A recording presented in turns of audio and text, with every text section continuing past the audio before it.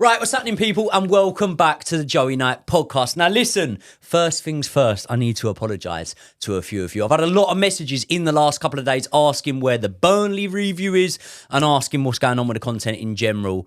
It's just been a bit of a slow week for me, and I will explain for you. But as a apology, I thought I would draft in the big dog, Josh Aveste. Josh, what's happening, mate? I'm very good. We've got to talk about something because, you said you've had a fairly quiet week, and it's funny, isn't it? Because I remember thinking back in the last week, something quite big has happened, hasn't it? Can you think of anything that you've done recently that is quite important to your life? Yes. Yeah? Yeah, new blinds in the front room. Yeah. It does look quite nice around here, I'll actually. tell you what, we should have a little chat about this, by the way. I don't know if anyone can see, but it looks like we're in a different studio today. We're not in a different studio. We're in the old studio, but they've renovated it. They're moving with the times. They've done a good job, haven't they? They've done a fucking good job. What a lovely place. And We won't say their name, their company name. No, or we won't anything, say that. They don't deserve it. They don't pay the big bucks enough for that. No. Yeah. Yeah, you're a big dog now. They don't deserve you, to be honest with you. No one does. Yeah. No one does. Podcast room in Barnes, this one, but they've also got another one somewhere else. I can never remember where it is. Jamie, where's your other one? Bromley. There you go. So podcast rooms, they'll be linked in the description. No, I think you were referencing the fight in America, weren't you? No, I was more talking about why you've got into cowboy hats all of a sudden, to be honest with you.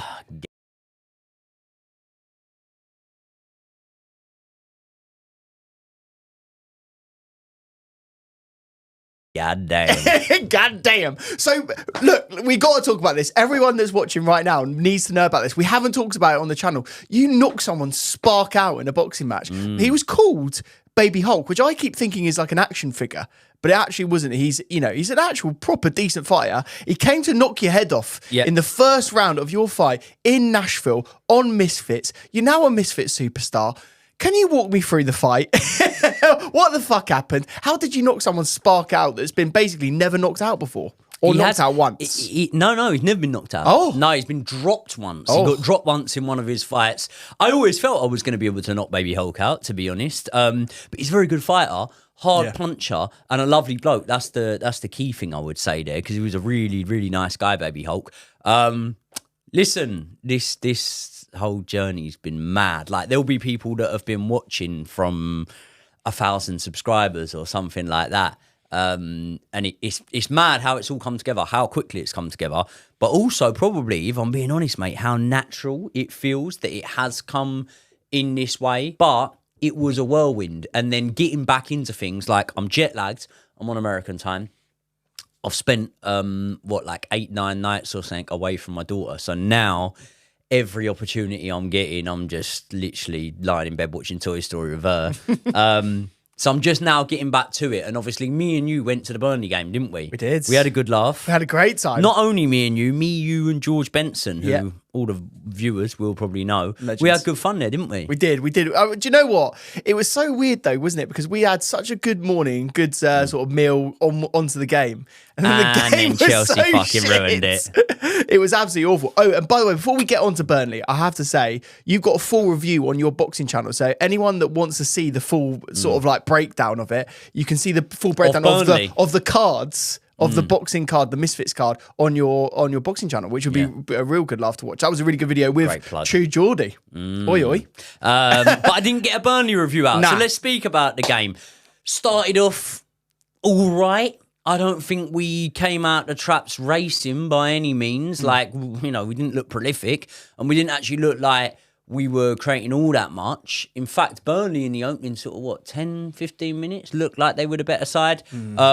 When our class always will prevail, I feel. I feel like people are still laughing at me now. I mean, we had some awful takes that aged horrifically at the start of the season when we said about having one of the best midfield threes in the league and things like that. But I would always say now, pound for pound, the quality we've got in our squad, mate, I think you could stick me in the dugout and I'll be able to pull wins off with these boys. Yeah. Because we've just got that much quality there. But again, weren't able to capitalise on the lead we took either time, weren't able to show good levels of game management and close off the tie. And all, all in all, I think Burnley were the team that were more likely to win in the end, weren't they? Yeah, they really did put us under a lot of pressure at the end. What scares me, mate, is that we can't finish games off. We can't close games down. And what I worry about is it just a factor that we are young and naive? Or is it a factor that we just can't do it? We just have a mental block. We can't close down games, slow it down.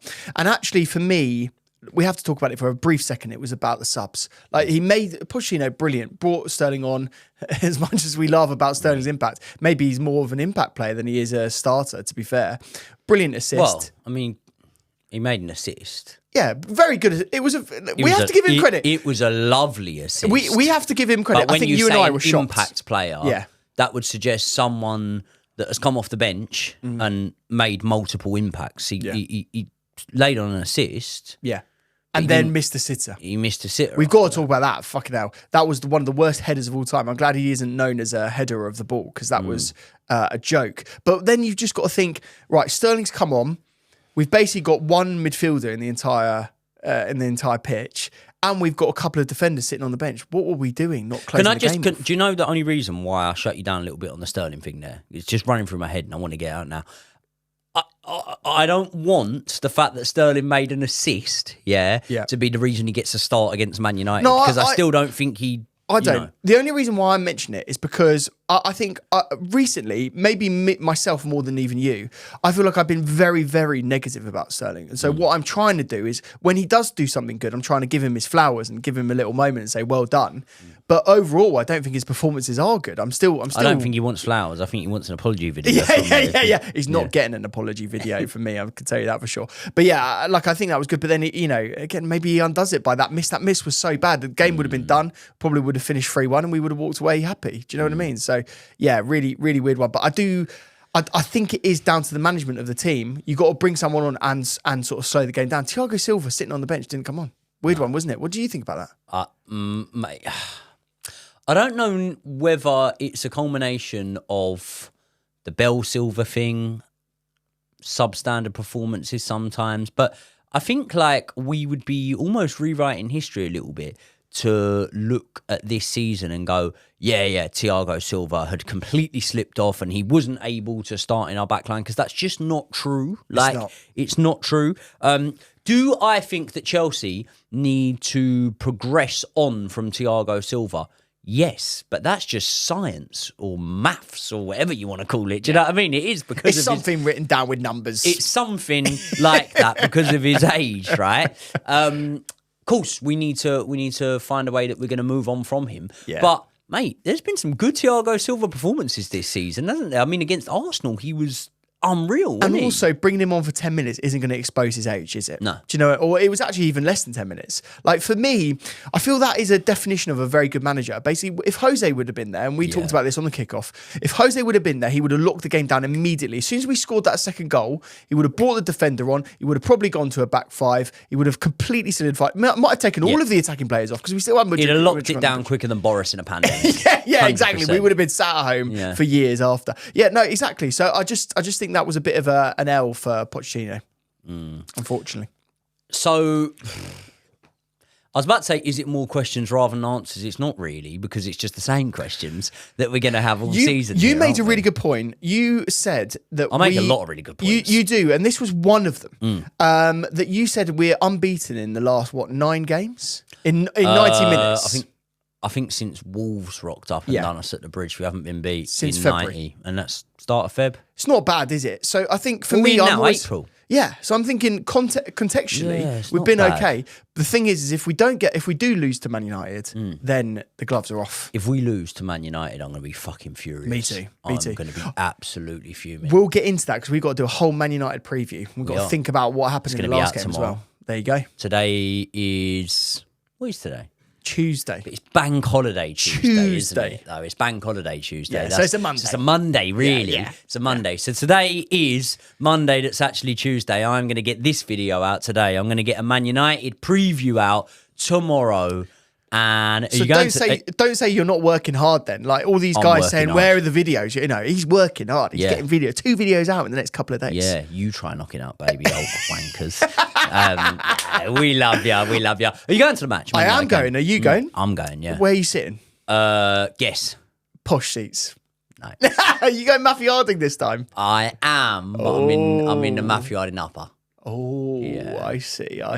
Yeah. So basically, you went from the best seats in the house, and now you're going back to Matthew Harding with the boys. I've gone from Sophie's Steakhouse, fillet steak for breakfast, by the way, and that was my breakfast. That was, because I know, I told you that. So we met up. What time did we meet up? Met up about 12. About didn't we? 12, yeah. And obviously, I'm still on American time, so I was in bed till about 11:15. Yeah. Woke up, polished off a fillet steak for breakfast. Thank you very much. And That's how four we do it. sides. Yeah. The sides were good, weren't they? That truffle mac and cheese is you loved absolutely that. banging. Yeah, we have to go there again. Big up Sophie's. Yeah. I've gone to Sophie's for about 15 years, and she deserves a shout out. I've met Sophie before. She makes wonderful steak sauce. Oh, She's an absolute diamond. Sophie, she is isn't lovely, Sophie. Yeah. Is she sponsoring this video? No, she's not. I'll cut that then. I'll cut that. Right. Okay. So that's the match. Listen, people, I am sorry I didn't get out the review, and don't worry. Just because I've had a couple of Misfits fights, the content isn't going to slow down off of this channel. I just needed a little bit of family time, but I'm back now. I tell you who else may be back soon. Your doppelganger, Reese James. Love him. I don't know what Bowley I doesn't. don't know what people see. I don't know what people see in the Reese James. What is it? You do get it quite a lot. What though. is it, though? People, I don't know. I mean, I used to get really. Leonardo DiCaprio, then I got Chad Michael Murray, and now I'm getting Reese James. Did you get Leo? I did get Leo when I was a kid. I had the haircut. Big compliment. I had the man. haircut. I had the I curtains. was watching Titanic last night. Oh, yeah? I literally, I had it on the old Fire Stick last night. Do you know? I'm a big lover of like them sort of like I love Titanic, Romance. Notebook. Yeah. Hugh Grant, Hugh Grant. Yeah. What's your guilty pleasure film? Easy viewing. Well, do you know what made me laugh is when you were watching Mean Girls. I watched that the night before my fight against Most Wanted. It's so yeah. funny. Guilty pleasure. Do you know what I watched recently, which I love, which isn't a guilty pleasure, but it's Superbad. What Love a classic. Superbad. Love Superbad. Do you know what? I watched that back and I thought at the time maybe that was like a 6 out of 10 film, but it's definitely like an 8 or a 9 out of 10. Oh, it's great. I love Muhammad's American the most Pie. commonly used name in the world. Read a fucking book.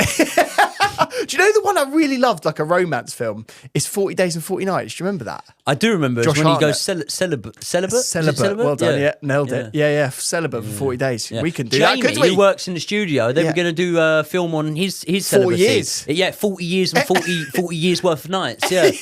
Yeah. So, He is that old as well. yeah, It's funny, yeah, isn't it? Yeah.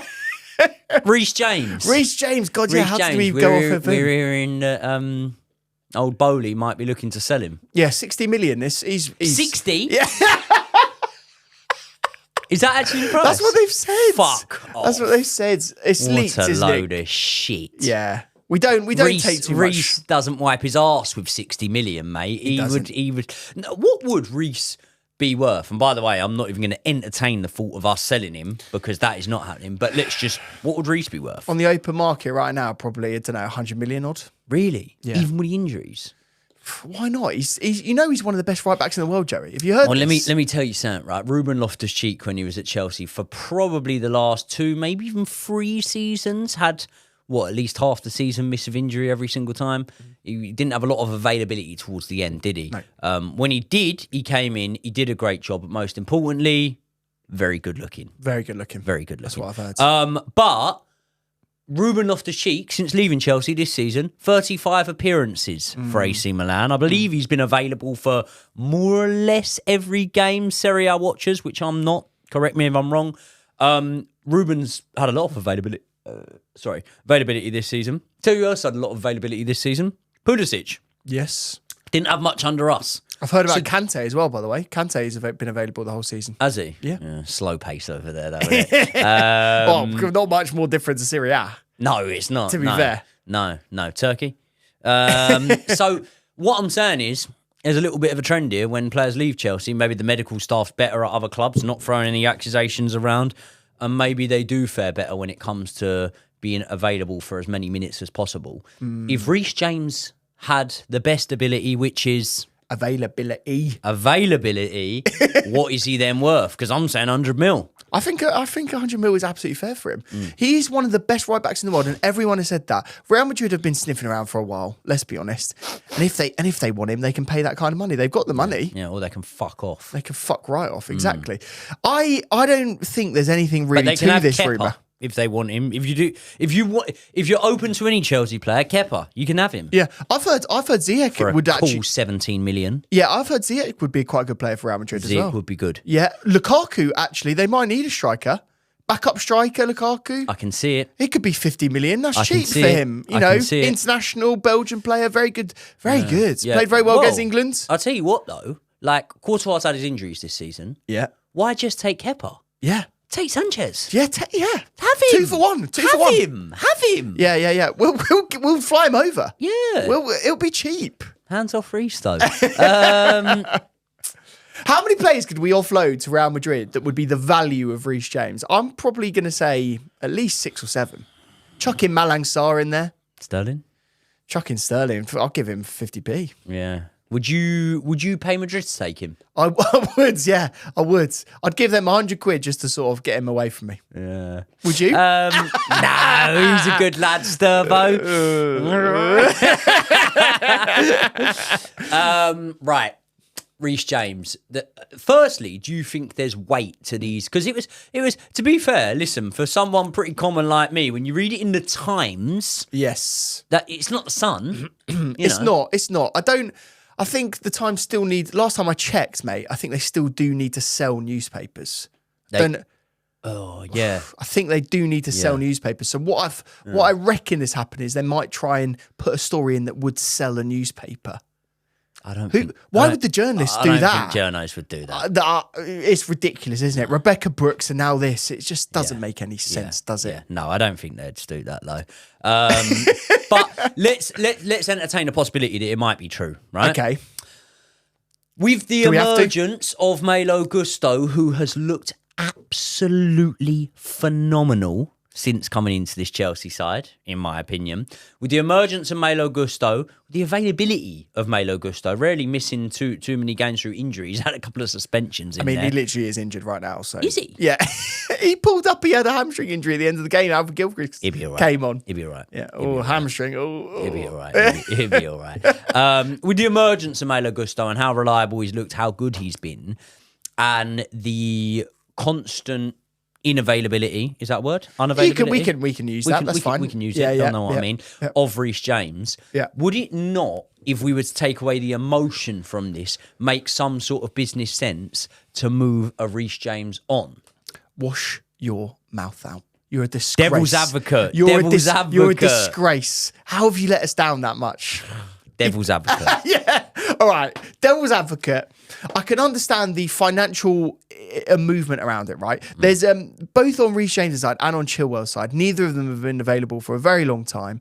We are trying to solve that wing-back issue with players like Malagusta, and I think the emergence or resurgence of Cucurella, right? So you could argue that at least one of them could be sold. For me, I'd rather Chilwell be sold as opposed to Reece James. Do you know what I think though? Sorry, but Cucurella is not the most attacking fullback. I don't mind that. If you want that option from there, I say we go out, we sign like a young English left back that is gonna help us with the homegrown players rota. Gonna offer us some attacking flair. Maybe we look around the other leagues. Maybe we go to the Bundesliga and look at someone over there and think who could do a job for Chelsea at left back. Yeah. And for me, I think we have to countenance this as a possibility. Why don't we sign another right back and just have 3 really, really good right backs that could play it on the left-hand side? There's no reason. Cucurella has played on the right-hand side because when we were, having loads of injuries and Colwell was on the left and Cucurella was on the right, we've done it. It doesn't make that much of a pretty good difference. On the right. Do you know what left back I was just hinting at there, by the way? Who do you think? Who? Bundesliga. Dortmund. Oh, fuck. I didn't even think about it, mate, because I've written him off. Yeah, but didn't you think, just bring him back? I've written him off. I think they're going to need the money. How's he doing over there? He's doing really well. He's scoring goals in the Champions League. Do you remember that? Do you remember the Champions League? Do you remember that competition? Wednesday. Yeah, Wednesday nights. What do I do on Wednesday nights now? Yeah. Nothing. Chat shit usually. Yeah. Do Just walk around Just the flat. talk about boxing. Walk around the flat in the cowboy hat. And only the cowboy hat.